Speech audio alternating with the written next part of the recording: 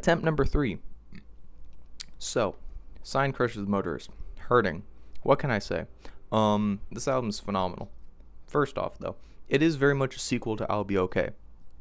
As most people know, I reviewed that album, and I thought that album was great. I thought it was basically just Phoebe Bridgers, but for dudes.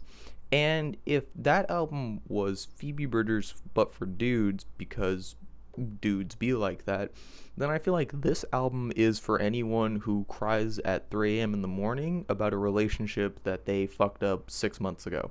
No, I'm not explaining what that means, but you might know exactly what I'm talking about. And if you do, then you'll understand why this album is so impeccable, in my opinion, because it captures that essence and then just makes an album about that.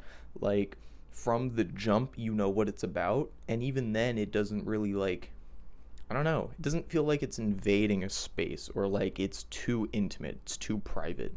And I think the first album is to blame for that, not in a bad way, like a good blame, because it showed you that intimacy in a way that was very accessible, and I feel like this album just adds upon that, and because it's just adding, it doesn't feel like it's weighing you down, even though you can feel the weight of the emotion. Like, it's very impactful, but not in like a draining way, and I like that. The instrumentation on this is impeccable, by the way. The mixing is great, the production is great. I love how the spacing of the guitars and the drums and some of the sounds are pretty, like, there's a lot of pockets for them to fit into, and then the vocals on top of it always works, and I really like that. I like how he's a little louder on this album too, like, not by a lot, but like, seriously, like, they turn the notch up by 1, and he's so, you can just hear him so much better on every song. I love it. And then, yeah, let's talk about some examples. Further was pretty good. I feel like it sets the groundwork for the album going forward, and I really like that. I'm So Sorry, another good one. Wedding Night was extremely crushing. I thought the idea of making the entire song basically just like a declaration that love would never be reciprocated was pretty fucking metal, in my opinion. Had to burp, sorry. Manifesto, fucking insane. Manifesto, like, I wasn't expecting a spoken word passage in the middle of my lo-fi DIY slowcore album, but you know, when in whatever the fucking name of the joke is, anyways, good song, not what I expected, but a good setup for the end of the album, which the end of the album, Death of a Heart.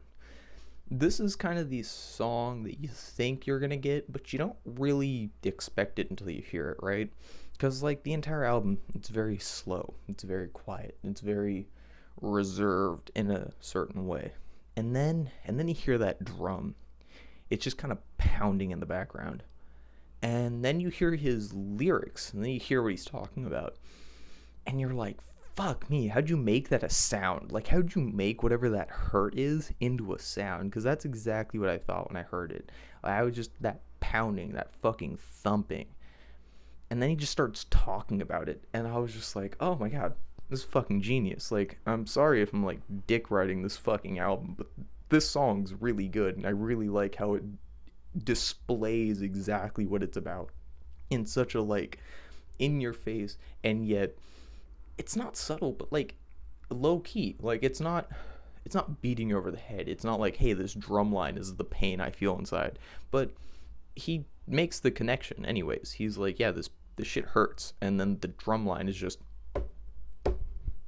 and he doesn't have to say it, but you know what he's talking about, and I like that. And then when he gets closer to the mic, like halfway through the song, and you can hear him like move forward, again, good. Like, it's not even an instrumental or sonic difference. He literally just moves forward and you can hear it, and that alone is just good. It makes it better. And yeah, I don't, like, I have a lot I could say, but honestly, it's just a good album. I've already done this like 3 times, and each one got fucked up for some various reasons. So I'm just happy this album came out. I was looking forward to it the second I saw it got announced, and then like, I literally, like, midnight, just went on my phone. I was like, is it out? It's out. And then I just started listening to it. And it's great. I'm so glad I did. I'd give this like a 9 because I'm feeling really generous right now.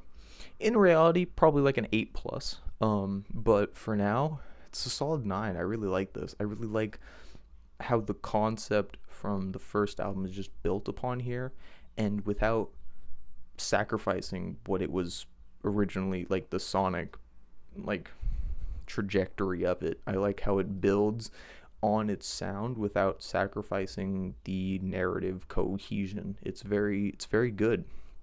I'm gonna talk about Swans now. Bye.